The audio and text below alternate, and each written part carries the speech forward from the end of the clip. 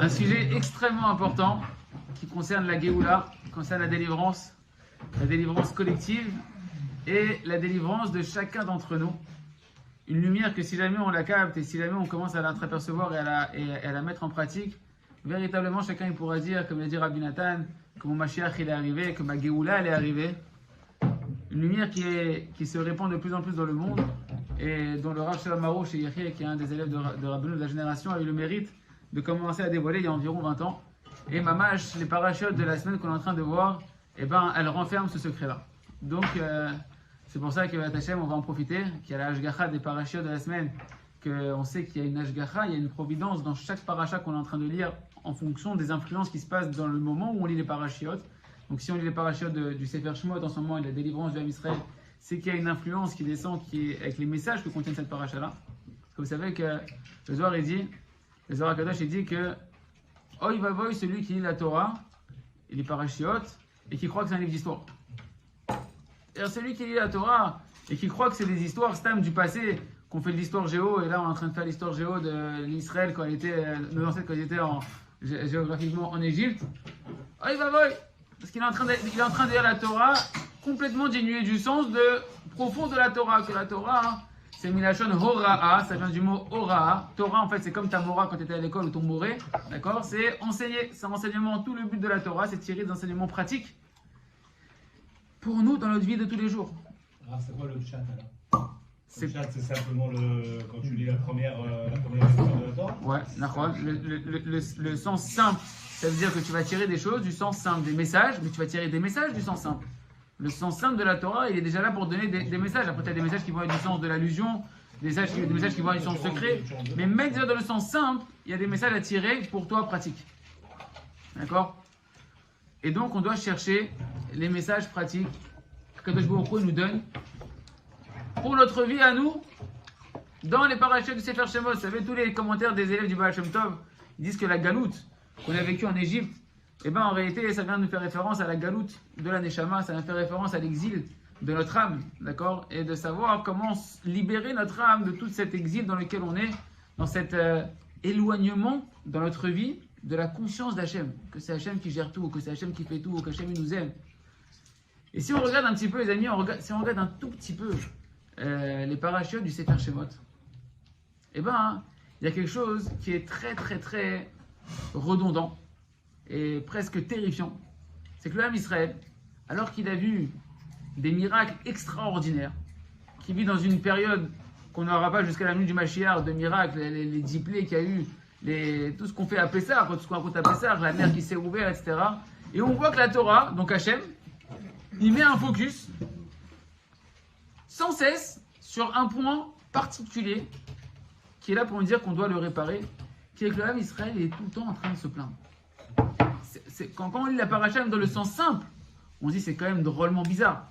Tu as un peuple qui vit une délivrance qui est complètement surnaturelle, et sur chaque étape, la Torah nous met un focus, et tu vois le Ham Israël qui est en train de se plaindre. Déjà, comme Moshe Rabbeinu, il est arrivé pour délivrer le Ham Israël, et que c'était la paracha la semaine dernière, d'accord, et que Moshe leur dit voilà, Hachem il s'est dévoilé à moi, etc. Et c'est le moment qu'on va sortir d'Égypte.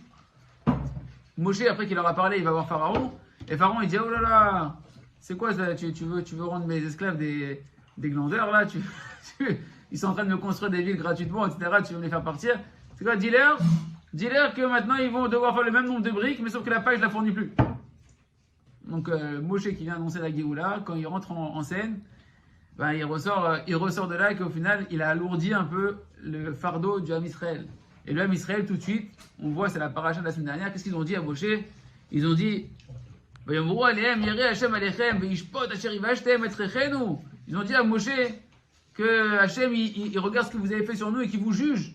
Et surtout qu'il vous juge de la peine que vous avez causée, que maintenant vous avez rendu notre odeur nauséabonde aux yeux de Pharaon, que maintenant, vous avez rendu notre odeur nauséabonde devant Pharaon et devant ses esclaves, ses serviteurs, Mechila, que maintenant, vous lui avez donné une épée à Pharaon pour nous tuer. Vous avez alors dit notre fardeau.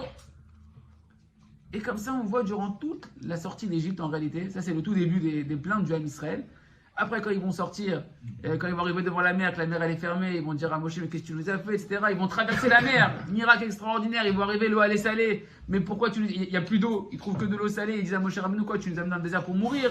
Et après, encore une fois, il y avait plus ils ont demandé les cailles, ils sont encore pleins, ils ont dit, mais tu nous amènes dans un désert pour qu'on meure, on était bien en Égypte, ramène-nous en Égypte, et quand on mangeait là-bas, on mangeait des concombres, les pastèques, etc. On était bien, qu'est-ce que tu nous as sortis pour nous amener dans et on voit que tout le long de la sortie de la Géoula du Ham Israël, la Torah nous met un focus que le Ham Israël il se plaint, qu'il pleurniche, qu'il n'est pas content, qu'il fait comme les Français, manifeste.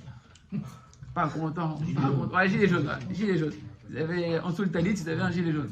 Okay, et il y a eu le pompon. Il y a eu le pompon, la goutte qui a fait déborder le vase, comme on dit.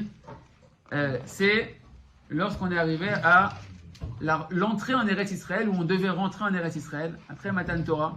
Hachem, il fait des miracles extraordinaires, il raccourcit le chemin. 11 jours de chemin, ils deviennent 3 jours de chemin, on arrive devant Eretz Israël. Et là, le Ham Israël, encore une fois, il manque de confiance en Hachem, de reconnaissance envers Hachem, de conscience de l'amour d'Hachem. Et il commence à dire, on va envoyer des explorateurs pour vérifier si cette terre, elle est vraiment bonne. Pourtant, Hachem, il avait dit, Bo, Urshu et Haaretz, venez, et vous allez hériter de la terre. Qu'est-ce qu'il dit là-bas? Rachid, c'est quoi un héritage? Ouais, on se souhaite à personne de devoir hériter. Il a reçu déjà. Mais un héritage, c'est quelque chose que tu acquiers sans souffrance, sans avoir peiné pour ça. C'est quelque chose que tu fais rien et ça te tombe dessus et tu récoltes en fait le travail de ceux qui étaient avant toi et tu hérites gratuitement de quelque chose. Quand Rachid il a dit venez hériter de la terre d'Eretz Israël, Rachid dit que normalement les nations qui étaient là-bas elles auraient dû voler sans aucune guerre. Il aurait dû avoir aucune guerre. On serait rentré avec la providence divine, tout le monde serait parti. En courant, ils auraient vu des malachim, je ne sais pas ce qu'ils auraient vu, tout le monde serait parti, on serait rentré dans les maisons, on a eu la terre d'Eretz Israël, on a eu la terre d'Eretz Israël en entier, il n'y aurait plus de galoute, et on aurait construit le Beth Amikdash extraordinaire. Qu'est-ce qui s'est passé? Les explorateurs, ils sont revenus, ils ont fait peur à tout le monde, et le Ham Israël, il s'est mis à pleurer toute la nuit de Tisha B'Av. C'était Tisha B'Av. Avant les plaintes ou après? C'est à la fin, ça c'est la 10e, c'est la goutte, Ouais, ça c'est la goutte d'eau. C'est la goutte d'eau qui a fait déborder le vase. Ils n'ont pas attendu les explorateurs. Non, depuis le début. Et on voit qu'Akadosh Baruch Hu, il nous met en fait le point sur quoi? Sur l'ingratitude. Que le Ham Israël, il ne sait pas prendre conscience de tout le bien qu'Hachem il lui fait pour avoir confiance en Hachem. Que Hachem il est avec toi, que Hachem il se fait que du bien, que quand Hachem dit tu vas rentrer dans cette terre-là, que ça va bien se passer, ça va bien se passer, etc., etc. Et là, toute la nuit, il pleure. Et il y a la fameuse sentence qui tombe, où Kadosh Baruch Hu il dit ah, vous pleurez pour rien, vous pleurez des pleurs en vain, des pleurs gratuits, vous pleurnichez pour rien. Non, vous allez pleurer. Alors je vais vous donner des bonnes raisons de pleurer. Et c'est marqué, je vais vous fixer des pleurs pour les générations. Et c'est ce soir-là, Chad Shalom, que a été décrété le premier destruction du Beth Amikdash, la deuxième destruction du Beth Amikdash, et donc tout l'exil que nous on supporte encore aujourd'hui. Alors le cours il commence un peu d'une manière un peu rasra, désolé, mais c'est pour en réalité juste commencer à décrypter la raison de pourquoi cet exil il est aussi long. Tout est marqué dans la Torah. Tout est marqué dans la Torah de chaque. Kadosh Baruch Hu, il ne fait pas des choses qui sont incompréhensibles et qu'on n'a pas de solution et on ne comprend rien à ce qu'il faut faire et on a l'impression qu'on ne sait pas quoi faire, etc. C'est faux. La Torah, elle contient dedans tous les messages que tu as besoin pour comprendre ce qu'Hachem veut de toi. On comprend que ça fait 2000 ans, plus de 2000 ans qu'on est en exil, sans compter si on compte depuis la sortie d'Égypte, ça fait bien plus encore. Okay, et on n'est toujours pas sorti. Et on voit qu'en réalité, si on analyse bien, la cause de tout l'exil, c'est en réalité le fait que le Ham Israël, il a pleuré en vain. Le fait de l'ingratitude. Et là, Rabota, il y a une question terrible qui se pose. Parce que si on comprend bien que tout l'exil dépend de là, tu vas dire, attends, le Rav Roche pose une question extraordinaire. Il dit, je comprends pas, voilà. Une fois, ils ont pleuré. Bon, ok, ils ont pleuré quelques fois avant, mais là, ils ont pleuré une fois. Et tu leur mets une punition qui n'a jamais eu une punition aussi colossale de toute l'histoire de la Torah et de l'humanité. C'est compris toutes les Parce que, faut comprendre que quand on parle de l'exil, c'est-à-dire que toutes les souffrances que le Ham Israël a vécues collectivement, individuellement, ils viennent de l'exil. Ça veut dire quoi? Les guerres, l'inquisition, le fait que l'homme Israël est persécuté, la Shoah, les attentats, que Israël on l'a toujours pas en entier, tout ce qui se passe avec ce qui se passe avec les Arabes, les divorces, les maladies, tout ce que tu peux imaginer, c'est juste une conséquence de la Shrina qui est en galoute, la présence divine qui est en exil, donc il n'y a pas la bracha de la présence d'Hachem dévoilée, de la bracha véritablement que l'homme Israël devrait recevoir, si Hachem, il résidait parmi nous de manière dévoilée comme un état de Géoula. Et alors, il dit, je comprends pas, Ribono Shalom. Ils ont pleuré une fois. Une fois, ils ont pleuré, ok, mets-leur une bonne tléha, mets-leur une bonne punition à cette génération-là, etc. Et c'est fini, on passe à autre chose. Parce qu'ils ont pleuré une fois, durant toutes les générations, ils vont pleurer. Ils l'ont eu, hein. Mais ils ont dégusté en Égypte. Oui, mais la question, c'est pourquoi jusqu'à aujourd'hui? Mais surtout, ils ont été punis dans le désert. Tous les ans, ils mouraient. Ok, il a fait. Non, mais même, ils ont dégusté en Égypte. Ils ont dégusté en Égypte, il a fait. La question, c'est pourquoi jusqu'à aujourd'hui? Parce que nous aussi, aujourd'hui, on pleure. Oh, voilà la réponse. Quand le Rav, il a posé la question à Hachem, un Saïd Bodedou, c'est dire Hachem, je comprends pas, parce qu'ils ont pleuré une fois. Alors nous, on va pleurer aussi et on va écoper les pots cassés de nos parents. Et le Rav, il dit pas du tout. À Kol Zemida, Keneged Mida, c'est mesure pour mesure. Et en réalité, la Géoula individuelle et la Géoula collective du Ham Israël, elle dépend de est-ce que tu vas comprendre l'erreur de tes ancêtres et tu vas corriger l'erreur de tes ancêtres, ou tu vas rester dans la même erreur que tes ancêtres, quoi. La punition, elle était avant. Non, la punition elle est tombée ce soir-là. Elle est tombée ce soir-là. Non, le soir où ils ont pleuré. Non, mais il a dit qu'on pleure jusqu'à aujourd'hui. Quand on a reçu les Hachem, il a quoi? Il nous a punis parce qu'il savait qu'on allait pleurer. Non. En réalité, l'ascendance de son du Beth Amikdash, de la Galut, elle a commencé à ce moment-là. Et à partir de ce moment-là, il faut prendre conscience qu'on doit réparer ça. Parce qu'Hachem, il a dit, parce que vous avez pleuré en vain, pour rien, alors je vais vous fixer des pleurs. C'est-à-dire que tout ce que tu pleures dans ta vie, tous les problèmes de ta vie, au niveau de la parnassa, au niveau des retards de mariage, des problèmes de santé, les problèmes de parnassa, la Géoula dépend d'une réparation spirituelle à l'intérieur de chacun d'entre nous. Et donc on comprend qu'en fait, tout ce que nous, on a des problèmes dans la vie où on n'est pas content, ça s'appelle qu'on pleurniche. Et bien, mec, véritablement, toutes les tristesses de chacun s'appellent des pleurs en vain.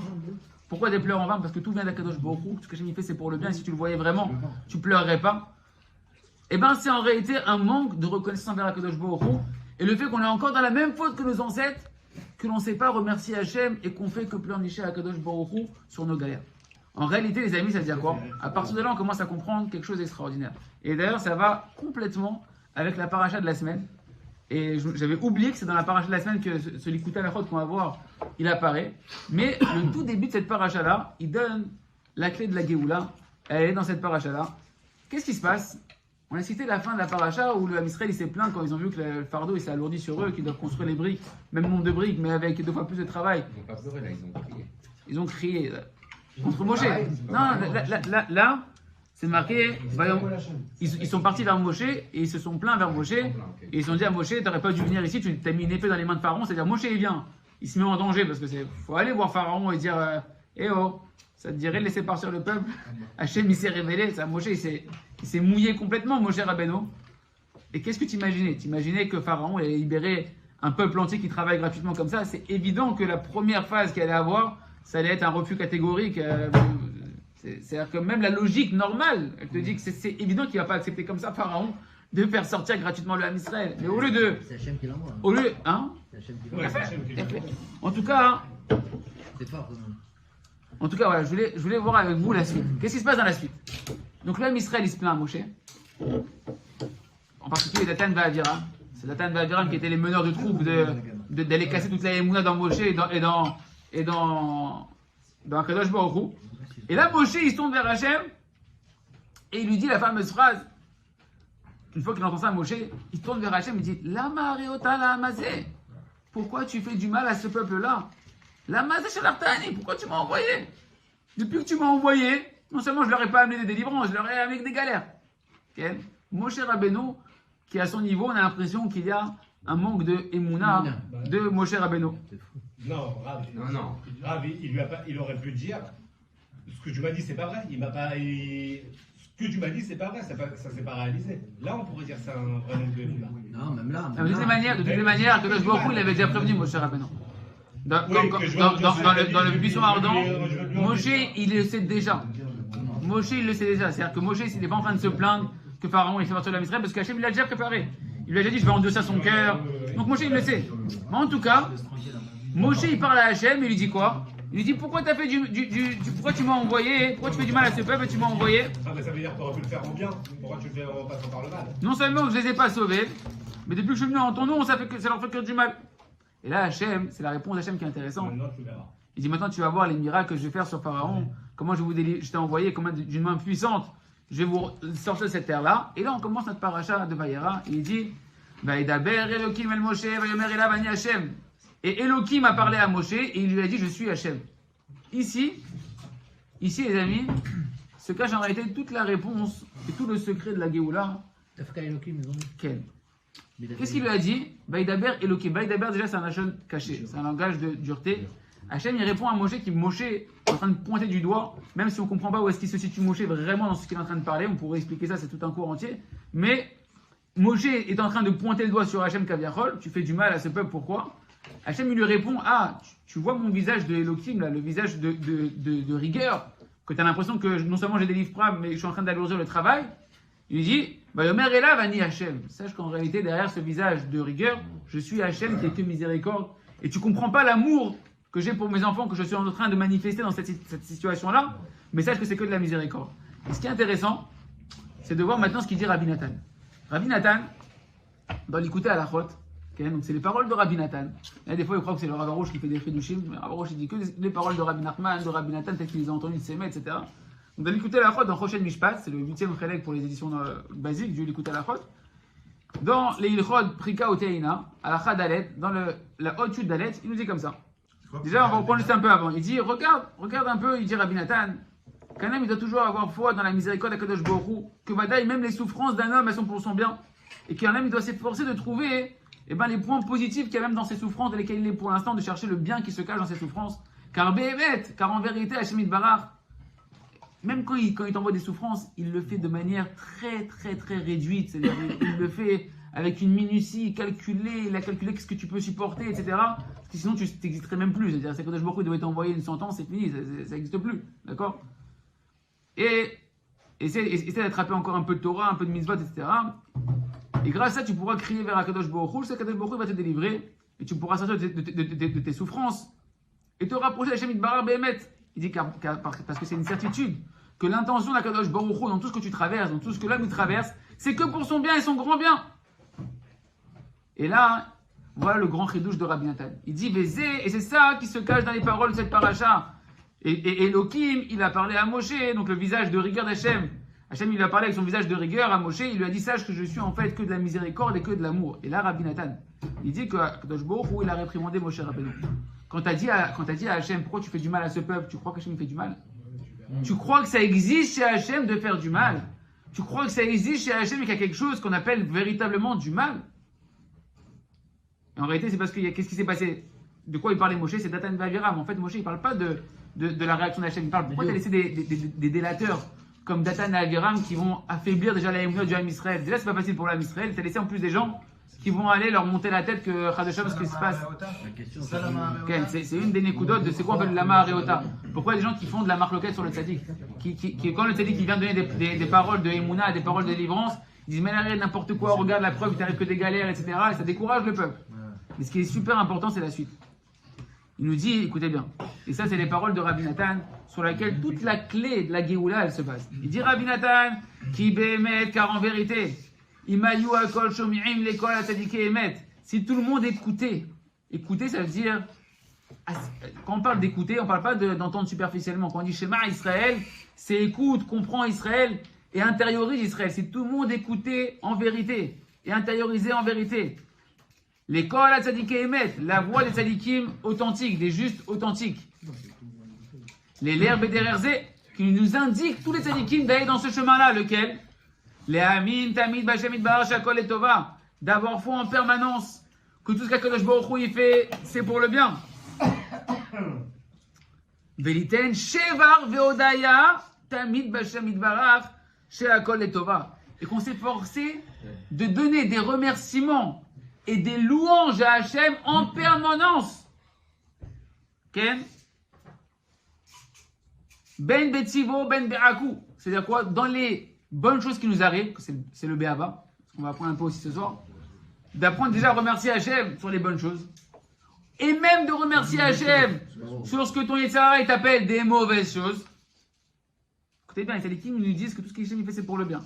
Donc, loue Hachem et remercie Hachem sur les bonnes choses et même sur ce que tu paraît être du mal, parce qu'avec la Emouna, tu peux avoir la foi que c'est pour ton bien. Si on faisait ça, il nous dit Rabbi Nathan. Comment chez Katou, comme on voit que David Améler, c'est qui David Améler? C'est le représentant du Mashiach, c'est la Neshama du Mashiach. C'est Mashiach ben David, le Mashiach descendant de David. Qu'est-ce qu'il a dit David Améler dans Tehillim? Dans Tehillim 56, il dit une phrase qui est toute la Géoula d'un homme en réalité. Il dit Bachem Ha'alel Davar, Belokim Ha'alel Davar.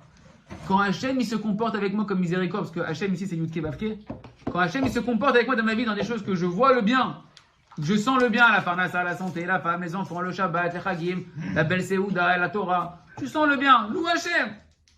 Bachem Ha'alel Davar, je vais remercier Hachem sur les bonnes choses. Et là le Chidouche, le grand Chidouche il est ici, Belokim Ha'alel Davar. Et même dans l'attribut de rigueur d'Hachem, dans ce que moi j'appelle être du mal, ce que le Yetzirah il m'appelle être du mal, je vais aussi louer Hachem, il dit David Améler. Parce que David Améler, il est celui qui représente la conscience qu'Hachem, il est Raktov. Mashiach va nous rapprendre que Hachem, il est que Tov. Rabbi Nachman et les Salikim, qui sont d'une dimension du Mashiach, il va nous rapprendre le vrai visage d'Hachem, qu'Hachem, il fait que du bien. Hachem, il est cool au Tov. Hachem, il n'a que de l'amour pour toi, il te fait que du bien véritablement. Et si tu as cette conscience-là, dans le bien, tu vas le remercier. Et même dans ce qui est des corrections qu'Hachem, il t'envoie, que tu appelles du mal, tu vas aussi apprendre à le remercier. Il nous dit, Rabbi Nathan, si vraiment on faisait ça qu'on les voit fois dans les Tzadikim, Bevadai, Hayum mitbatlim kol hatzarot. Il dit c'est avec une certitude. Et le Rav Arush, il dit c'est pas une promesse. J'ai compris, il a dit le Rav Arush avec l'expérience, avec 20 ans d'expérience et avec toutes les délivrances que j'ai vues. J'ai compris que c'est pas une promesse de Rabbi Nathan quand il dit Bevadai, c'est que c'est une loi mamash, c'est une loi mécanique spirituelle. Bevadai, si on remercie Hachem sur le bien comme sur le mal, Itbatlu kol hatzarot. Ça annulerait toutes les souffrances.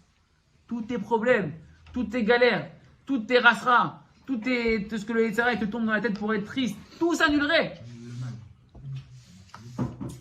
Et si c'est pas suffisant, il rajoute Vechol agaluyot legamre, et disparaîtraient toutes les exils. Ukvar haïta geoula shlema. Et on aurait déjà la délivrance totale. Ça veut dire quoi, les amis? Il nous dit Rabbi Nathan le secret de la Géoula. Le secret de la Géoula individuelle et collective, c'est de sortir de l'erreur de nos ancêtres dans le désert. Que on a tous ce Yetzirah qui est à l'intérieur de nous. On ne doit pas s'en culpabiliser. C'est notre travail de nous faire pointer sur les points noirs. Rien que tu regardes ce qui ne va pas. Mais c'est pas toi, c'est le Yetzirah. Il fait un focus et il te fait à chaque fois voir ce qui ne va pas, ce qui ne va pas. Première réponse déjà, c'est que tu vois qu'on ne change pas des miracles. Tu vois qu'on ne change pas des miracles. Parce que l'homme Israël dans le désert, en Égypte dans le désert, ils ont eu des miracles extraordinaires. Et pourtant, ça ne leur a pas sorti de la racine du Yetzirah qui est la plainte et l'ingratitude, qui est la racine de tous les mauvais caractères et tous les mauvais désirs. Tant qu'un homme il ne travaille pas lui-même, il a beau voir tous les miracles du monde. Il a beau avoir Moshe Rabbeinu comme rabbin, bien que Jérémy Boudboul, déjà c'est un rave grand, mais même si moi j'avais Moshe Rabbeinu, c'est sûr, j'aurais fait. Mais là, mais tu vois qu'en réalité, tant que tu ne te travailles pas, et que tu ne te prends pas en main de vouloir travailler ta Emouna et de te prendre en main, tu ne changeras pas. Et le Ham Israël, deuxième réponse, même s'il y avait des Nissim au Beth Amikdash, etc., le Beth Amikdash, ce n'était pas une époque de Géoula Shlema. Sinon, le Beth Amikdash n'aurait pas été détruit. Ça montre que même là-bas, ils n'étaient pas sortis de l'ingratitude. Ils étaient encore dans la plainte. Maintenant, venez, on rentre un peu dans le côté pratique de tout ça. Le côté pratique de tout ça, c'est que déjà une personne, elle doit sortir de ce Yetzirah, apprendre à savoir que la racine de tout le mal, de toutes les souffrances et de tout le Yetzirah, c'est l'ingratitude. C'est quoi l'ingratitude? C'est le manque de reconnaissance du bien qu'Hachem il te fait dans ta vie, déjà dans les choses dévoilées. C'est quoi le fait de pointer le mal, de voir le mal, à chaque fois que tu as une voix dans la tête qui vient de voir le mal, tu dois te dire, tu sais c'est quoi ça? C'est Aman Amalek qui vient dans ta tête. Parce que qu'est-ce qu'il a dit Aman? Aman, il avait 208 enfants. Il a eu la bague de comment ça s'appelle, de Achashverosh. C'est-à-dire c'était le roi du monde entier. Parce que c'est lui qui, Achashverosh, quand lui il a eu la bague, c'était une poupée. C'est lui qui faisait tout. Il dirigeait tout. Il scellait ce qu'il voulait, il décrétait ce qu'il voulait, il faisait ce qu'il voulait. Le roi du monde, 208 enfants, une richesse incalculable. Et qu'est-ce qu'il dit? Tant que ce Mordechai là, ce Mardoché là, il se prosterne pas devant moi, et nos chaveli, tout ce que j'ai, Kolze et nos chaveli. Tout ça, ça vaut rien pour moi. Abodai, la racine de Haman, La racine de Amalek, c'est de te mettre le safek. Peut-être Hachem, il t'aime pas. Peut-être Hachem, il dit, regarde, t'as un point noir dans ta vie, t'as un truc qui va pas, et il te focalise là-dessus, et il te fait voir que ce qui va pas. Savoir que ça, c'est la racine du mal. Mais la racine du bien, c'est tout le contraire. Dire tout ce que j'ai, mais combien c'est extraordinaire. D'apprendre à remercier Hachem, louer Hachem, remercier Akadosh Baruch Hu, merci Hachem que je respire. Merci Hachem que mes yeux. Va pas chercher loin, Et la karatatov que l'omagia lecha. Le Rav nous a toujours approché l'omagia likloum, l'omagia likloum, l'omagia likloum. En français, Hachem ne me doit rien, Hachem ne me doit rien, Hachem itbarach, il ne me doit rien. Et quand tu commences à prendre conscience qu'Hachem il ne doit rien, parce que vous voyez comment c'est arrivé la forme du remerciement, c'est Léa. Léa avec Yehuda. Elle a eu Yehuda. Yehuda, quand elle a eu cet enfant, elle a dit ah, pas, maintenant je vais remercier Hachem. Odé est Hachem. Yehuda, ça vient de Oda, ça vient de Toda. Pourquoi? Parce que Yehuda, quand elle a eu Yehuda, elle a dit oh, on est 4, on est censé avoir 12 tribus, donc la part équitable de chacun c'est 3. 3 enfants chacun. Ah, moi j'ai un en plus, ça me revient pas. Mais en réalité, donc qu'est-ce que tu apprends? Que c'est quand tu remercies, quand tu es conscient que ce que tu reçois, on te le doit pas. Mais en réalité, c'est bien plus profond que ce qu'elle a dit Léa. Parce que quoi? Toi, il y a quelque chose qu'on te doit. Hachem, il te doit de te créer. Hachem, il te doit de te faire respirer. Hachem, il te doit que tu vois avec tes yeux, que tes oreilles. Il te doit rien, Hachem. Toi, déjà que tu existes, tu dois déjà dire merci à Hachem que j'existe. C'est le problème qu'on a avec nos parents. Et ça, on comprend quand on commence à avoir des gosses, qu'on commence à être ingrat. Qu'on apprend à conscience combien on était ingrat avec nos parents. Tu sais, tu dis à tes parents, tu m'as créé, tu dois me nourrir, tu dois me vêtir, tu dois subvenir à mes besoins. Le problème, c'est qu'en fait, avant de comparer ce que l'autre il a et ce que moi j'ai, il faut déjà apprendre à considérer, à valoriser ce que j'ai. Le problème, c'est que le Yetzer Hara, il fait qu'on n'apprend jamais on n'apprend véritablement pas, naturellement en tout cas, à remercier. Le remerciement, le travailler de remerciement, d'avoir de la reconnaissance, c'est ça tout le combat du Yetzer Hara. C'est pas un enfant bien éduqué, c'est un enfant qui apprend à être reconnaissant. Quand tu apprends à être reconnaissant à un enfant et à dire merci à un enfant, c'est ce qu'on appelle un enfant qui est bien éduqué. Un enfant qui ne sait pas dire merci et que tout le temps il te dit donne-moi, pourquoi tu ne me donnes pas, il pleure, etc. Tu attends, mais je te dois quelque chose, je comprends pas. Dis merci. Il y a une grande différence entre tes parents ils te doivent, ou tu dois à tes enfants, ou t'aimes tes enfants. Hachem, tout ce qu'il fait envers nous, c'est par amour. Quand tu aimes quelqu'un, tu ne calcules pas, tu le fais parce que tu aimes. Maintenant, celui qui reçoit, il doit être conscient que c'est un cadeau gratuit qu'on lui a fait. Et ça, tu dois dire merci. Parce que si tu ne dis pas merci, tu es ingrat. Tu es ingrat. Tu es un enfant gâté pourri. Alors peut-être on a tous grandi comme des enfants gâtés pourris. Depuis la nuit des temps, le Sarah, il se bat avec nous. Pourquoi les enfants gâtés pourris? C'est parce qu'on est tous tristes. On est tous toujours en train de se déprimer. On est tous toujours pas contents, pas satisfaits. Parce qu'on ne sait pas se rendre compte que tout ce qu'Hachem fait, c'est un cadeau gratuit. Que nous, notre travail déjà, c'est de reconnaître Hachem. D'apprendre à vivre Hachem. Le Rav, quand il vient un shiur, il dit merci à Hachem pour la chaise. Merci Hachem pour la table. Il a dit merci Hachem pour la chaise. Merci Hachem. Il a dit merci Hachem pour la chaise. Merci Hachem pour la chaise. Le Rav dit si tu dis pas merci, s'il y en a un qui dit pas merci, qui se lève. Merci pour la chaise. Exactement. Lève-toi. Merci la chaise. Hachem, il te doit une chaise, il ne doit pas une chaise, Hachem. Hachem, il vitalise cette chaise-là, il te fait le fait que tu peux t'asseoir. Merci Hachem pour l'électricité. Hein, en ce moment, en France, dans l'Europe, il y a plus d'électricité, on coupe l'électricité, etc. Hachem, il ne doit pas l'électricité, c'est un chesed d'Hachem. C'est un cadeau d'Hachem. Mais si tu ne remercies pas, tu ne vis pas Hachem. Si tu ne remercies pas, tout est naturel. Tout est normal. Il n'y a rien de normal. Tout est un cadeau d'Akadosh Baruch Hu. À plus forte raison, quand une personne elle a la santé, qu'elle commence à avoir une femme, des enfants, des vêtements, de quoi se vêtir, de quoi se nourrir, la Torah, les mitzvot. Mais tout ça, il faut remercier Hachem, voir le décor, comment il est beau. Le décor, il est merveilleux. Toi, le Yetzer Hara, il te prend, il te dit, regarde, ça va pas. La parnassa, il manque je sais pas combien de shekels, ça va pas. Et le bonhomme, il est triste. Et tout le reste, t'as oublié. Tout le reste, ça n'existe pas. Tout le reste, déjà, il n'y a pas à dire merci. Hein? Même dans la tchouva et même dans la religion, il y a un Yetzer Hara d'occulter en réalité le béaba de la Emouna.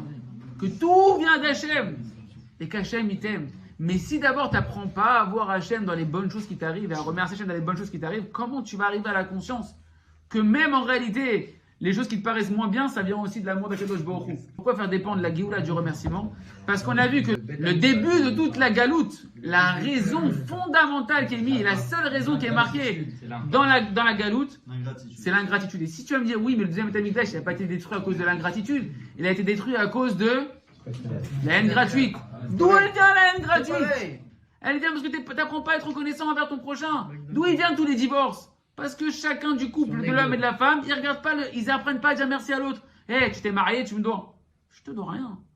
Je me suis marié parce que je t'aime et j'ai envie de te donner. C'est pas que je te dois et tu viens là et tu m'exiges. Je t'aime, j'ai envie de te donner. Mais quand je te donne en face l'autre, il faut qu'ils disent merci. C'est eux qui ne savent pas apprécier qui disent non, attends, c'est normal qu'elle me serve. Attends, il manquerait plus ça maintenant que je dois me servir. Non, mais dis merci. Même si c'est normal qu'une femme, mais quand elle le fait, Hachem, à travers elle, il est en train de te donner du chesed, il est en train de te servir, il est en train de t'amener. Dis merci. La femme, si quand le mari ramène de l'argent, quand le mari fait un effort pour elle, elle aussi, elle dit merci. Tout se passe bien. En réalité, c'est parce qu'on est dans l'ingratitude qu'on arrive en réalité après à s'en vouloir les uns les autres. Et ça, en réalité, il dit Rabbi Nachman, on l'a déjà vu ensemble cette Torah-là, il dit Da, ki kar galut eno ela bishvil chesron emuna.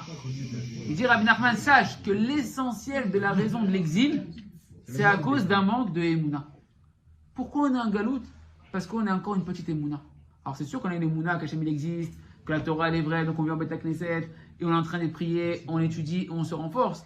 Mais on doit faire grandir cette Emouna. Que Hachem, il n'est pas que dans le ciel en train de nous regarder et en train de voir tout ce qui se passe. Kadosh Baruch Hu, c'est lui qui vitalise tout ce qui se passe dans ce monde-là, dans les moindres détails. Et que Kadosh Baruch Hu, il dirige tout, il organise tout par amour pour toi. Ça s'appelle la Emouna, de savoir, et qu'est-ce qu'on a vu ensemble dans les cours précédents, qu'Hachem, il t'aime d'un amour qui dépend de rien. Donc tout ce qu'Hachem il le fait vraiment par amour pour toi. Comme un fils unique, et d'un amour qui dépend de rien, que même si c'est son fils unique, bien que tu as fait des bonnes choses, des mauvaises choses, Hachem il t'aime. Et Hachem il veut racler tivlecha. Il veut te faire que du bien, et tout ce qu'Hachem il fait, c'est que du bien. Que tu le comprends, ou que tu ne le comprends pas, c'est ça la Emouna, c'est que ça vient, tout ce qui t'arrive, de l'amour d'Akadosh Baruch Hu. De l'amour d'Hachem. C'est ça la base de la Torah. Anochi Hachem Lokecha, Asher Hotzeticha Meretz Mitzrayim. Je suis Hachem ton Dieu qui t'a fait sortir d'Égypte. Il dit Rabbi Nachman dans la Torah d'Aïd du Likutei Moharan, c'est quoi? Je suis Hachem ton Dieu qui t'a fait sortir d'Égypte. Anochi Hachem Elokecha. Hachem c'est la miséricorde, Elokecha c'est la rigueur. Tout ça, les bonnes choses et les mauvaises choses, c'est Anochi. Ça vient de mon amour. Je suis ton père, je t'aime, je suis en train de t'éduquer, je suis en train de faire tout que pour ton bien. Quand je te souris, c'est parce que je veux t'encourager. Et quand tu me vois un peu plus dur, c'est juste que je veux t'aiguiller où est-ce qu'il est le bon chemin. Mais ne perds pas que tout vient de moi et par amour pour toi. Ça, les amis, c'est le B.A.B.A. de la Emouna. Qu'Hachem, il nous aime. Et pour apprendre à connaître Hachem qui nous aime, la première chose à faire, c'est d'apprendre à remercier Hachem pour les bonnes choses. Tu manges.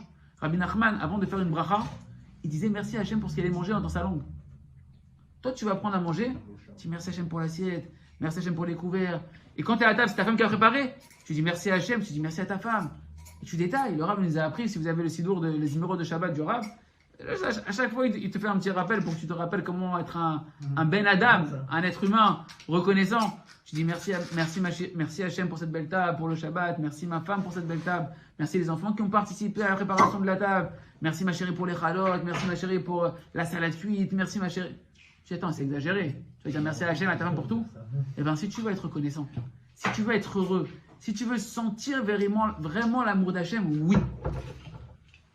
Même si c'est pas les bêtes. Mais c'est. Je vais te dire un truc. Je vais vous dire un truc. Mais écoutez bien ce que je vais dire. Le plus grand shaker qui existe, c'est de ne pas dire merci. Voilà. Le plus grand shaker, la racine du shaker, c'est de croire que c'est naturel, c'est normal. Il ne faut pas en faire trop non plus. Parce que ça veut dire quoi en fait? Quand on est dans. Le Yetzara, il se bat sur ça.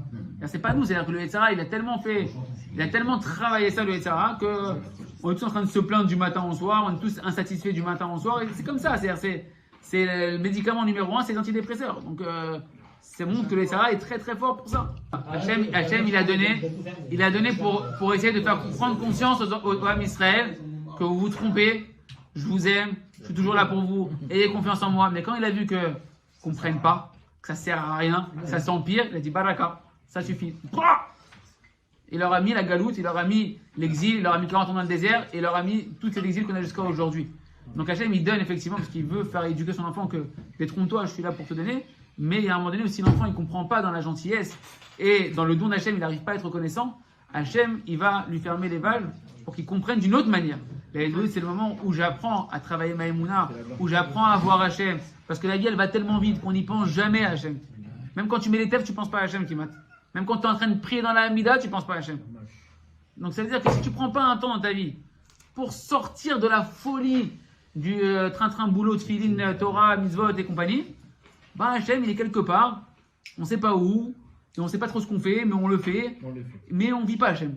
Et à un moment donné, il faut faire un break dans la journée, éteindre le déconnecteur numéro 1 d'Hachem qui est le smartphone, se connecter à la seule connexion qui est la bonne connexion qui est Hachem, et te mettre dans un état d'isolement avec Hachem. Tu trouves une pièce où il n'y a personne qui peut te déranger, tu vas dans un beau petit jardin ou au bord de la mer, sur une mer séparée ou une mer déserte, bien sûr,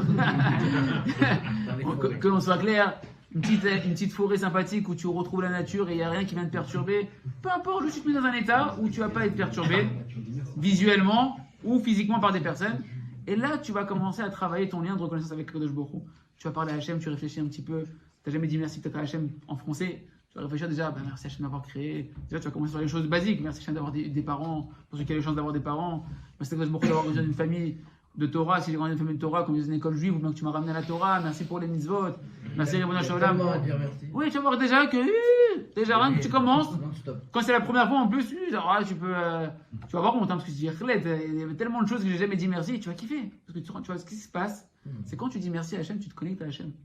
Parce qu'en fait, dans la Emouna, si on parlait de niveau de Emouna avec Daniel tout à l'heure, la Emouna, il y a la Emouna dans le créateur, qui a créé, niveau de Emouna basique, le plus bas possible, qui est déjà quelque chose de beau, mais c'est la base de tout le monde. Celui qui ne croit pas en Dieu, c'est un fou. Parce que même les scientifiques, pour arriver à croire que Dieu n'existe pas, ils se font des théories de monde parallèle, des trucs complètement, mais alors, tirés par les cheveux, tout ça pour dire que c'est soit Dieu il existe, soit c'est la théorie complètement biscornue.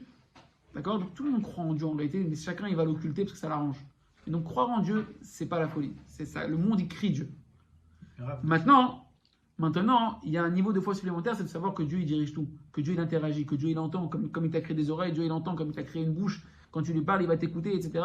Et que comme un père, qu'il t'a créé, que toi, tu as des enfants, tu es son enfant, tu interagis avec tes enfants, il interagit avec toi, c'est ce qu'on appelle la prière.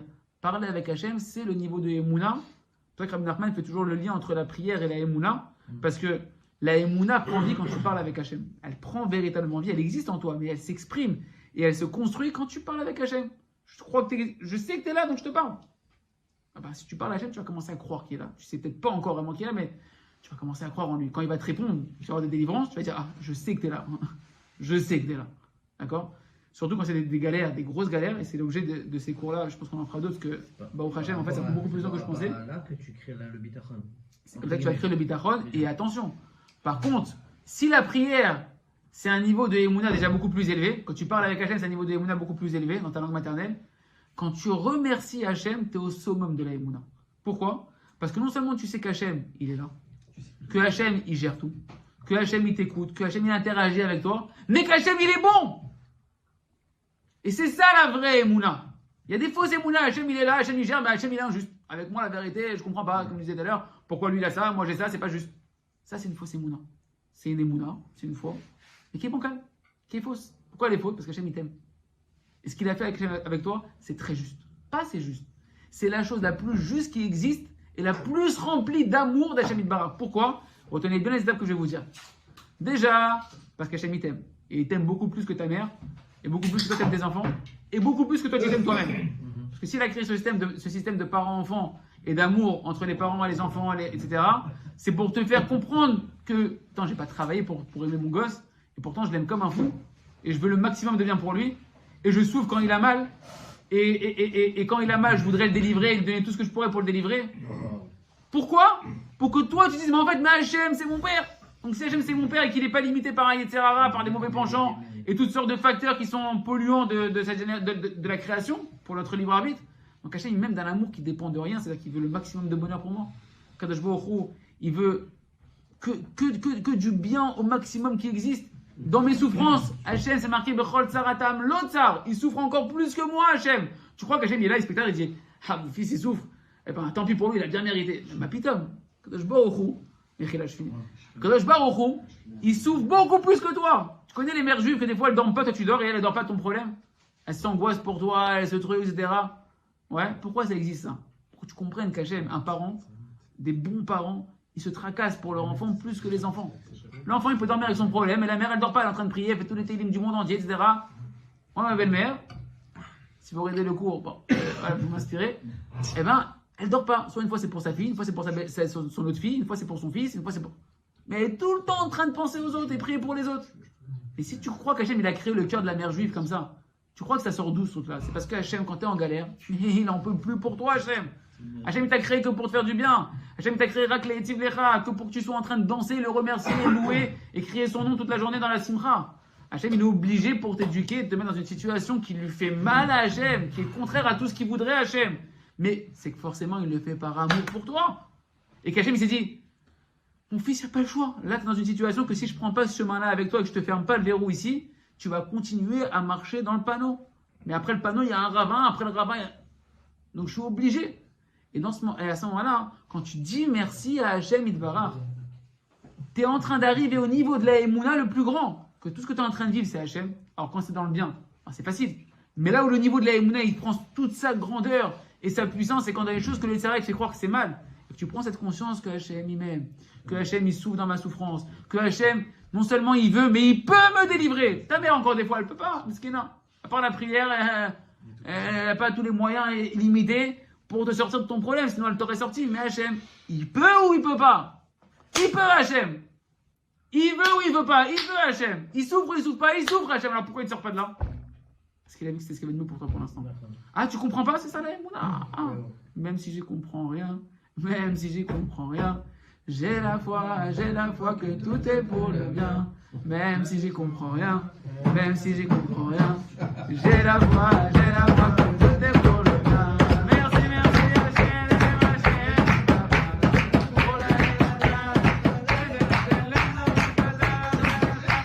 Hachem.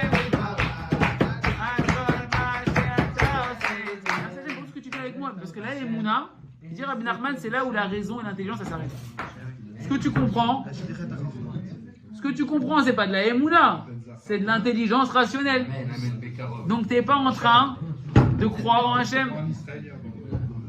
Mais Rabotai, les amis, ce qui est extraordinaire, c'est qu'en réalité, on a dit que toutes les souffrances, tous les exils, tous les problèmes, c'est à cause d'un manque de Hakaratatov, de reconnaissance, de remerciement, et donc un manque de Emouna, que tout ce qui nous arrive, c'est de l'amour d'Hachem pour notre bien. Donc on a dit quoi? Que toute la délivrance de ton problème, c'est quand tu vas travailler la Emouna dans ton problème. Pourquoi Hachem t'a mis un problème dans ta vie? Pourquoi tu as un pépin dans ta vie qui te tracasse? En fait, tu n'as même pas besoin de travailler. Hein? Si tu as la Emouna, tu n'as même pas besoin de travailler. C'est un très haut niveau de Emouna. Une semaine cadeau. Mais donc, les amis, et là c'est très important ce qu'on va dire. Ce qu'on va dire, c'est fondamental. Si tu comprends tout ce qu'on vient de dire maintenant, tu comprends qu'en fait, pourquoi Hachem il te met un problème? Pourquoi? C'est quoi un problème? Un problème, c'est un manque de conscience qu'Hachem il t'aime dans ce problème-là. Ce problème-là, c'est une invitation d'Hachem à aller travailler avec ta Emouna et à croire en lui et à faire ta mission sur terre. Parce que ta mission, c'est de connaître Hachem. C'est qui connaître Hachem? Qu'Hachem il t'aime, qu'Hachem il est bon, qu'Hachem il veut que te donner. Si Hachem il te donnait une vie toute rose, sans aucun problème, il n'y a aucun travail. C'est où le travail? C'est où le mérite? C'est où le libre arbitre? C'est où tu vas te montrer que tu crois en Hachem, qu'Hachem il est bon? C'est là où ça va pas. Et Hachem, à chacun, il a prévu en fonction de sa mission, en fonction de ce qu'il sait que chacun il va être sensible, en fonction de que les comptes qu'il y a dans le ciel, de tes mérites et de tes avérotes, qu'on sait que tout est mesure pour mesure. Il y a des calculs divins qui nous dépassent, que chacun il a son lot de petites galères, mais qui sont en réalité des invitations à faire rentrer la Emouna dans ta vie à travers ce problème-là, si tu fais le travail de décrypter le message d'amour d'Hachem. Et donc ça veut dire quoi? Il va falloir prendre le problème. D'abord, première chose, apprends à remercier Hachem. Prends dans ta idée des doutes 5-10 minutes, un quart d'heure, et juste tu remercies Hachem sur les bonnes choses. Sur les bonnes choses de ta journée, les bonnes choses du passé, etc. Tu peux remplir des cahiers entiers, tu peux remplir sans t'arrêter, de remerciements. Et une fois que tu es arrivé à cet état de, en fait, Hachem, il m'aime grave. C'est-à-dire, je me suis jamais rendu compte combien je baigne dans l'amour d'Hachem. C'est-à-dire, je baigne dans l'amour d'Hachem. Tout, c'est que de l'amour gratuit d'Hachem. Là, tu vas commencer à gagner en confiance dans Hachem. Tu es en train de rejuger un peu Hachem positivement, que tu n'arrêtais pas, parce que Rabbi Nachman dit qu'un homme qui est triste, c'est un homme qui est en colère contre Hachem. Un homme qui est triste, il dit Rabbi Nachman, c'est qu'en gros, tu dis à Hachem, je suis pas d'accord avec toi. C'est le bébé qui boude, c'est l'enfant qui boude à son père qui est pas d'accord, pas content. Ouais. Je suis pas d'accord avec toi. Donc quand tu commences déjà à remercier Hachem, déjà tu commences à faire la paix un peu avec Hachem. Hachem il t'aime, hein, lui il est pas en guerre avec toi, mais toi tu étais en guerre avec Hachem. Le Yetzer Hara, il a tout fait pour te mettre en relation conflictuelle avec ton papa qui t'aime le plus que tout au monde. Et une fois que tu as retrouvé cette simcha, là, tu retrouves un peu d'oxygène, un peu d'émouna, que Hachem il t'aime, après tu vas prendre le problème que le Yetzer Hara veut te faire croire que c'est ton poison, que tu vas y rester, que tu vas jamais t'en sortir, que tu as toutes les raisons de te désespérer, de te déprimer. Et lui, tu vas le travailler avec la émouna. En fait, c'est pas lui-même, c'est le Yetzer Hara qui vient lui. Il a kol za Yetzer Hara. On a dit dans le cours précédent que le Yehudi, il est créé à l'image d'Hachem. Le Yehudi, c'est une part d'Hachem. Toi, tu es la part d'Hachem. Toi, tu es une Neshama, c'est une part d'Hachem. Comme Hachem, il est que bon, toi aussi, tu veux faire que le bien. Comme Hachem, il est que tov, toi aussi, tu veux faire que le tov. Alors, c'est quoi toute cette galère de Yetzer Hara? Eh bien, c'est ta mission. C'est pas toi. C'est ta mission pour donner le libre arbitre, pour donner le mérite, pour te croire en Hachem et faire ton job. Ben, c'est pas toi. Tu n'as pas à culpabiliser. Mais tu dois comprendre sur quoi il joue, sur quoi il mène la guerre, avec quoi il te mène par le bout du nez, comment il t'enlève toutes tes capacités alors qu'à l'intérieur de toi, tu es un fils de roi et que tu as une puissance illimitée à l'intérieur de toi. Rabbi Nathan, il appelle la prière dans la Torah bête du côté moral l'arme du Mashiach. Et pas que du Mashiach, il dit Rabbi Nathan, pas que du Mashiach, quand Rabbi Nathan il a parlé du Mashiach, c'est pas que du Mashiach qui va venir, si tu veux, demain, à Hachem, c'est pas ce Mashiach-là que lui. Ton Mashiach à toi, c'est la prière. Mais il faut la prendre à la main, cette épée. Cette épée, il dit Rabbi Nathan, elle a double tranchant. Il y a un côté, c'est les remerciements, et un côté, c'est les demandes. Il faut savoir et remercier Hachem et prier Hachem. Et même quand on prie, après, il dit Rabbi Nathan, il faut savoir comment manier l'épée. C'est tout un art. Comment il appelle Clé Neshek ou Clé Neshek et Clé Zayn. Car Clé Zayn chez la Mashiach. Mais après, il va dire Kherev, après, c'est une épée, d'accord, c'est l'arme de la guerre. Kherev, et Fiyat Be'adam, une arme à double tranchant, remerciement et prière à Kadosh Baruch Hu. Mais avant tout, remercie. Quoi, tu viens parce que. Ouais, alors juste, je voulais finir. Comment tu gères la chose? Donc, une fois que tu as remercié globalement, après, tu prends le problème. Toujours, il dit, mais comment travailler la Emouna, comment travailler la Emouna? C'est marqué, Eman Tiki Adaber. Je vais parler à Hachem. Je vais parler à Kadosh Baruch Hu. Et Eman Tiki dit David Ameler. Et Manti qui a Daber, je vais avoir foi en Hachem parce que j'ai parlé en Hachem. Le fait de parler en Hachem, ça construit la Emouna. Et c'est marqué également, il y a une autre phrase qui dit David Ameler. Il dit comme ça, je veux juste être sûr de la phrase. Ouais. Odia Emunatecha Befi. Je vais te faire ça. Odia Emunatecha Befi. Je vais prendre conscience de ta Emouna Hachem dans ma bouche. Ça veut dire quoi? C'est-à-dire que la parole, elle donne la Emouna. Et en particulier, si tu parles des paroles de Emouna, alors ça va te rentrer de la Emouna à l'intérieur de toi. Donc qu'est-ce que tu vas faire? Tu vas, avant de parler de ton problème, parler des paroles de Emouna pour commencer à rentrer la Emouna que Hachem il t'aime, même dans ton problème. Hachem, aide-moi à voir fois que tu m'aimes dans l'amour qui dépend de rien. Aide-moi à voir fois que c'est vrai que j'ai fait des mitzvot et des averot, mais ça change rien à ton amour, que ton amour il est éternel. Aide-moi à voir fois que par amour pour moi, tu veux me faire que du bien, Ribono Shaolam. Et ça, tu vas le répéter, tu vas décliner ça et tu vas le répéter jusqu'à ce qu'Hachem il te donne de la Emouna. Que tu sens que tu es entre les mains les plus bonnes qui existent. Aide-moi à voir fois Ribono Shaolam que tu veux me faire que du bien. Aide-moi à voir Ribono Shaolam que c'est ça le Emet, qu'à ta rak tov, t'es que bon Ribono Shaolam et tu veux me faire que du bien. Aide-moi à voir Ribono Shaolam. Et tu le demandes à Hachem, tu le parles à Hachem. Avant même de vouloir remercier, parce que sinon ton remerciement il va être très superficiel et tu vas pas te sentir émettre du tout. Tu vas te dire attends, je suis en train de remercier Hachem mais je crois pas du tout que c'est bien ce qu'il me fait. J'ai l'impression que c'est une rasera totale ce qu'il m'a fait, c'est une injustice totale. Donc tu dis Hachem, aide-moi à voir la Emouna, que tu es là, que tu organises tout, que tu fais tout par amour pour moi et que ma mâche, tu veux me donner le maximum de bien, que ma réussite c'est ta réussite, Ribono Shaolam, comme un père quand il voit ses enfants réussir, c'est sa réussite. Pourquoi le père il est content que son enfant ait réussi? Parce que c'est ton prolongement, papa. C'est toi qui est en train de réussir. C'est le véritable accomplissement de ta réussite. Quand tes enfants qui vont rester après toi, eh ben, ils glorifient ton nom parce qu'ils réussissent. Ok, on n'est pas dans cet égo démesuré, mais c'est le prolongement de ta réussite. Un père, sa réussite, c'est quand ses enfants ils réussissent. Donc Hachem, sa réussite, c'est pas quand son enfant est dans la galère. Hachem, sa réussite, c'est quand ses enfants ils brillent, quand ses enfants ils ont la parnassa, quand ses enfants ils ont Shlom Bayit, quand ils trouvent leur conjoint, quand les enfants ils ont la santé, quand les enfants ils ont de la Torah, quand les enfants... Ça tu dis à Hachem, tu en parles à Hachem, tu demandes à Hachem qui te rende cette émouna-là, qui est pshuta, qui est très simple, mais qu'on est à des années-lumière de la vie. Et tu dis à aide-moi à voir que dans toutes les souffrances que j'ai, tu souffres beaucoup plus, et si tu m'aimes, et que tu veux me délivrer, et que tu veux ma réussite, et que tu peux me délivrer, et que tu m'as pas donné ma délivrance, et que tu souffres dans mon problème, c'est qu'en fait, ce problème, tu l'as fait par amour pour moi. Et les amis, quand on commence, et ça, là, je l'ai dit une fois, mais ça doit passer un quart d'heure, 20 minutes, ça peut passer une demi-heure, quand tu as un vrai problème qui te met la rassera, pour commencer à te libérer du poids. L'autre, il est dans les dettes, l'autre, peu importe, il est complètement dans l'obscurité. C'est quoi cette obscurité? C'est l'hérésie que le Yetzer Hara, il te rend que ton problème, c'est un vrai problème. Ça s'arrange pas. Que ton problème, tu dois le gérer tout seul. Et que toi, tu te sens que c'est au-delà de tes capacités, tu es submergé par le poids de ton problème, c'est de l'hérésie. Que ce qui t'arrive, c'est une galère, c'est un mal. Et Hachem, soit il m'a oublié, soit Hachem, il se venge de moi, soit Hachem, il est injuste avec moi. Tout ça, c'est de l'hérésie qui fait qu'un homme, il se sent étouffé et à la fin, il déprime, il est en train d'imploser de l'intérieur. Par contre, quand tu commences à rentrer de la émoula dans ton problème, tu es en train de rentrer la lumière d'Hachem, l'obscurité, elle s'en va toute seule parce que tout le problème, c'est comme tu vois pas Hachem, tu es dans l'obscurité. Attends. 99% de la souffrance, elle est mentale. Mais déjà, les deux étapes vont apparaître. C'est-à-dire que déjà, quand tu commences à prendre conscience qu'Hachem il t'aime, c'est lui qui organise tout ce qui se passe, etc., et ben tu commences à faire rentrer de la lumière dans ton problème. C'est-à-dire que tu commences à rentrer l'espoir, tu commences à rentrer la confiance que tu as entre des mains, qui sont bonnes, que Akadosh Baruch Hu, il est avec toi, que tu n'es pas tout seul, tu as sur qui t'appuyer, que tu n'as pas des petites épaules, des épaules énormes, parce que Hachem il est nos limites, et Hachem il veut te délivrer. Donc la personne déjà, elle commence à sentir la lumière qui rentre à l'intérieur de lui. Et plus la Emouna elle va rentrer, on a dit qu'en réalité tout le problème c'est un manque de Emouna. Tout le problème c'est une invitation à croire en Hachem. Tout le problème c'est enfin je te mets un exercice adapté pour que tu es obligé, parce que tu sens que tu as la rassera et que tu ne peux plus rester comme ça, et que la réalité t'impose, d'aller chercher Hachem. Donc plus tu vas faire rentrer Hachem, plus tu es en train de résoudre la racine de ton problème. La racine de ton problème, c'est ton manque de Emouna. Et la solution de ton problème, c'est le travail de la Emouna. Quand la Emouna, elle atteint son sommet, c'est quoi que la Emouna? Écoutez bien les amis, parce que c'est ça toute la mécanique qui se cache derrière la loi métaphysique du remerciement. Quand la Emouna, elle atteint son sommet, c'est quoi qu'elle atteint son sommet? C'est que tu as toute cette conscience de l'amour d'Hachem et que le problème qui t'a mis Hachem, c'est que par amour pour toi et que c'était la meilleure chose qu'on pouvait faire pour toi, sinon Hachem, il ne l'aurait jamais fait ce truc-là.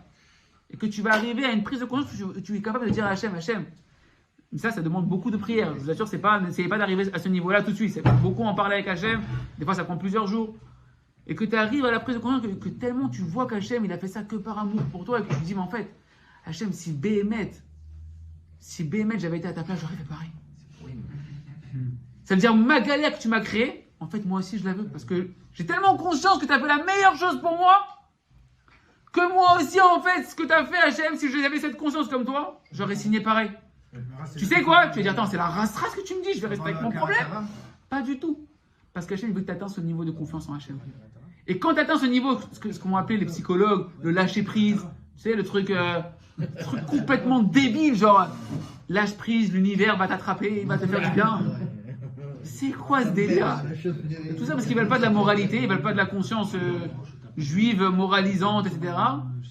Qui pour eux va leur limiter les plaisirs de la vie. Donc ils sont créés un concept complètement philosophique délirant de la loi d'attraction positive. Mais en réalité c'est quoi? Tu vas lâcher prise de dire en fait, mais attention, ça c'est le summum du travail, c'est le summum de la émouna où tu arrives et tu dis à Hachem, Béhémet Hachem, tellement tu m'aimes, tellement tu as calculé que Béhémet Hachem, Toda lecha Hachem que tu m'as choisi cette situation, c'était la meilleure pour moi. Si tu arrives à dire ce merci vrai, cette prise de conscience vraie, la mission de ta souffrance, elle a trouvé son apogée.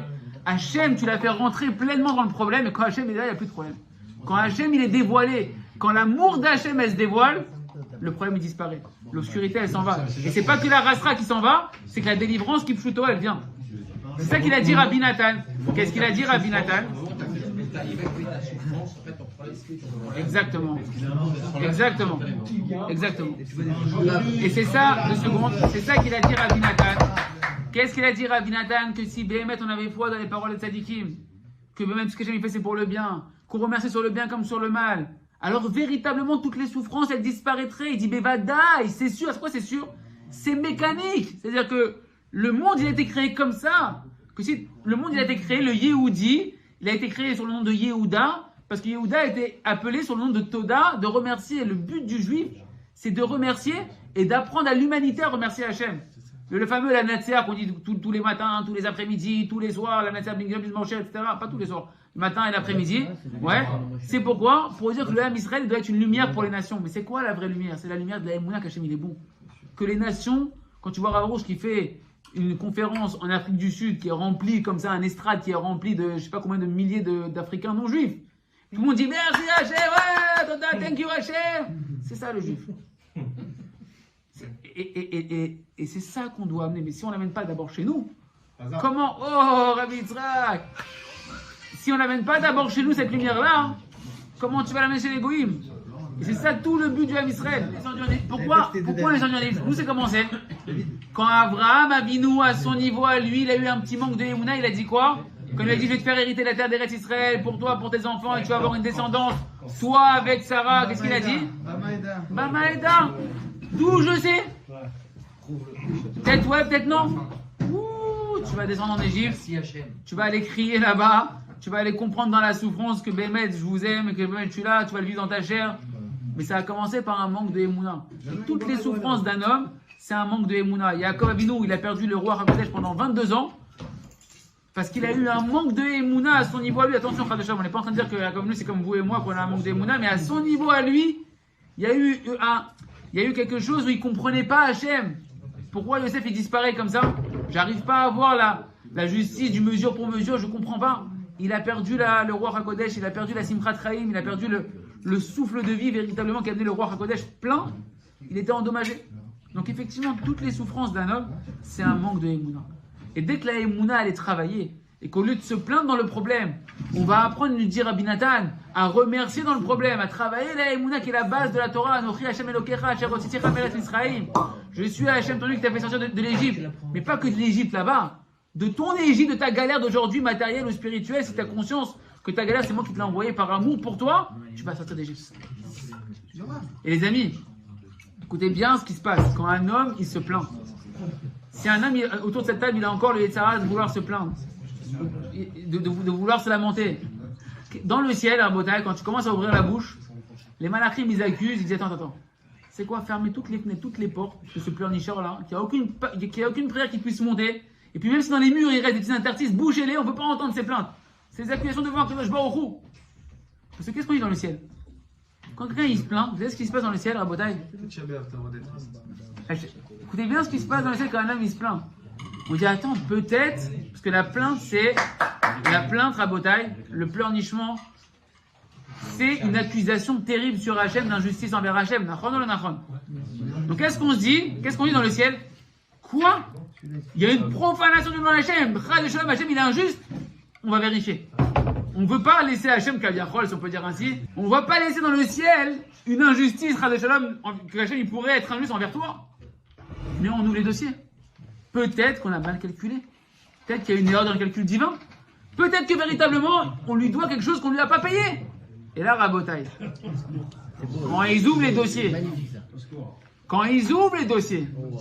Ils disent ouh là là là là là là là. Ouh là là là là là là là là. Mais qu'est-ce qu'il était Rahman Hachem avec lui jusqu'à présent? Magnifique. Combien Hachem il était patient avec lui? Combien Hachem il lui a donné, mais complètement au-delà de ce qu'il devait recevoir.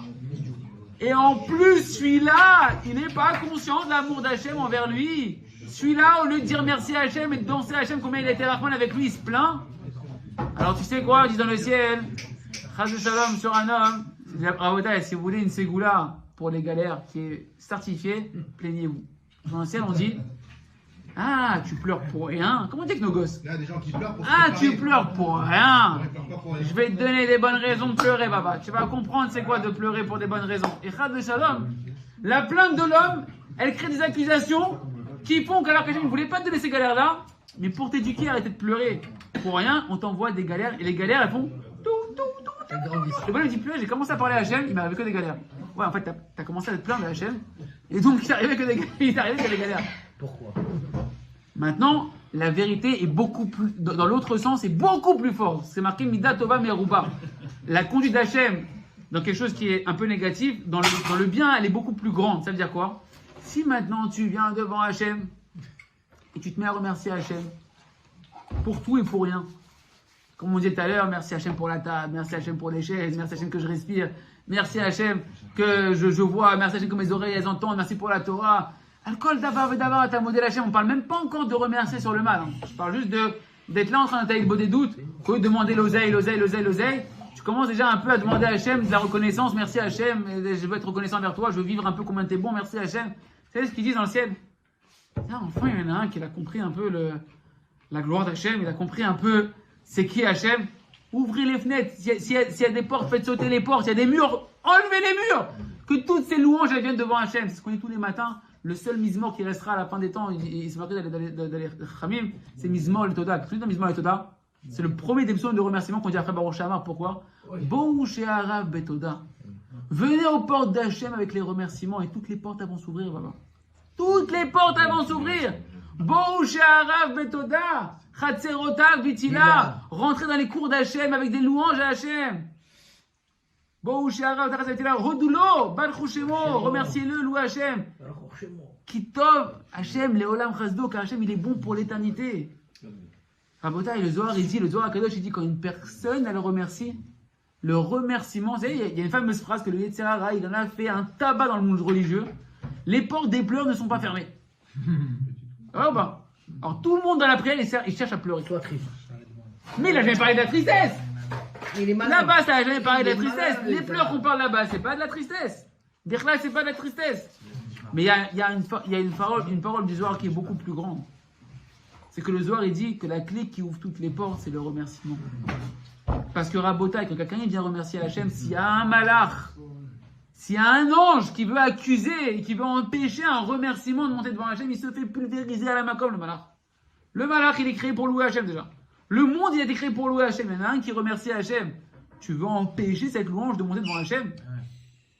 Qui tu es, toi, pour empêcher le roi d'être glorifié? Quand le bonhomme il plaint que c'est une accusation sur Hachem, tu veux accuser Pseder. Les remerciements, pourquoi on fait Psouk des Imra tous les matins? Toutes les louanges qu'on fait à Hachem tous les matins, c'est pour ouvrir les portes, pour arriver devant Hachem. Parce que quand tu remercies, si vraiment tu pensais à ce que tu disais, parce que regardez comment c'est tarté des satrés. Comment on se contredit? On dit, tous les matins, on dit Mizmor et Toda, et on le dit en courant, rapidement, en rasra. On dit Shirolo, Zamrolo, Sirolo, on chante même pas Hachem, tu dis chanter Hachem, louer Hachem. David Amer nous dit que chanter Hachem. On chante ici. Louer Hachem. Bon, ici vous chantez Baruch Hachem. Mizmor Toda, c'est dans Shulchan Aruch, il faut le dire En Nigunim. Quoi? Et nous on le fait en rasra, etc. On n'a pas compris combien c'est important la louange Hachem, mais Rabotai. Qu'est-ce qui se passe dans le ciel quand une personne il loue Hachem? Quand les louanges elles arrivent devant Hachem, et toutes les louanges, tu vas dire, elles sont insignifiantes, je suis un peu un mytho, je vais dire, je remercie Hachem pour des petites choses, etc. Je dis, oulala, celui-là il remercie pour rien. Celui-là pour des trucs de rien du tout. Il en fait des tonnes devant Hachem, il danse à Hachem, il fait des cabrioles à Hachem, il est en transe de simcha pour Hachem pour des rien du tout. Mais viens, on va lui donner des bonnes raisons de remercier. Viens, on va lui donner des bonnes raisons dans sa vie, c'est à quoi? De la réussite. L'autre il va trouver sa femme, l'autre il va avoir Shlom Bayit, l'autre il va avoir des enfants qui vont sortir en bonne santé, des enfants bien éduqués, des enfants de sadikim, la parnassa de Shefa, la Torah qui s'ouvre. Amen. Toutes les portes que tu veux, elles vont s'ouvrir. Amen. Pourquoi? Parce que plus tu remercies, eh ben c'est un cercle vertueux. C'est un effet boule de neige mais vertueux, on dit. Tant que tu remercies, on va te donner encore de quoi remercier. Tant que tu remercies, on va te donner encore de remercier. Mais Rabotai, qu'est-ce qui se passe une fois que les portes elles sont ouvertes? On remercie encore. Pourquoi t'es pas répondu à tes prières? Non, mais pourquoi t'es pas répondu à tes prières? Je crois que c'est que Hachem il t'écoute pas, Hachem il veut pas. C'est que les accusateurs ils laissent pas monter tes prières. Quand tu te plains, quand tu te plains et que tu es en train de prier et que tes prières elles sont Il a imbibées. raison, il t'a dit que quand on remercie, Ça passe. ça passe. Comment tu fais ta prière? Mais en général, quand on remercie pas et qu'on prie, nous, quand on appelle ça la prière, Ah, ça, Hachem, on je t'en prie, augmente la parnassa, j'ai besoin de la parnassa. C'est une prière qui est imbibée de beaucoup d'accusations envers Hachem que comme si Hachem il t'a pas donné suffisamment de parnassa, comme si Hachem il sait pas ce que tu dois, etc. Par contre, quand tu remercies, donc la prière elle monte pas véritablement vers Hachem parce qu'elle n'est pas remplie d'une véritable émouna parfaite. Par contre, quand tu remercies Hachem et que les portes d'Hachem elles s'ouvrent et que tu es devant Hachem, tes prières elles rentrent devant ton Père. Une fois que tu es devant le Père, qu'il n'y a plus d'accusateurs, qu'il n'y a plus de barrières, etc., ça passe tout de suite. Et ça, la beauté, je n'ai même pas parlé de remercier sur le mal. Parce que quand on remercie sur le mal, c'est encore beaucoup plus fort. À Botaï, vous savez c'est quoi la galoute? Tous les matins, on dit Kibeti betefila ikare lechol amim. Car ma maison sera appelée une maison de prière parmi toutes les nations. C'est quoi la maison? C'est le Beth Amikdash, s'il vous plaît les amis. La maison d'Hachem, c'est le Beth Amikdash. Le Beth Amikdash, il est détruit. Comment Hachem, le prophète, comment il appelle la maison d'Hachem? Qui Beti Bet Tefila. Car ma maison, elle sera appelée une maison de prière. S'il vous plaît. Qu'est-ce qui a été détruit avec le Beth Amikdash? Qu'est-ce qui a brûlé, qui est parti en fumée? Qu'est-ce qu'on cherche depuis toute cette galoute? C'est de retrouver l'art de la prière. L'union avec Hachem, la conscience d'Hachem, Pshuta, de parler à Hachem, de remercier Hachem dans sa langue maternelle. C'est ça tout l'exil. Et Rabbi Nachman, qu'est-ce qu'il a dit? Kol ha'inyan sheli,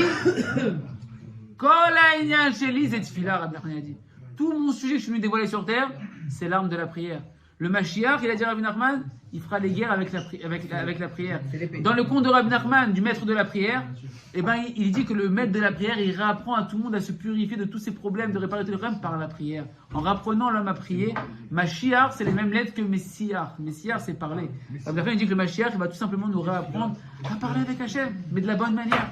Et à ce moment-là, Hachem, quand on apprend à parler à Hachem, et en plus à remercier Hachem sur le bien et en particulier sur le mal, là, véritablement, notre Mashiach, il arrive, la Géoula, elle arrive individuelle, et quand tout l'homme Israël sera dans cet état-là, ce sera la Géoula collective. Chazak.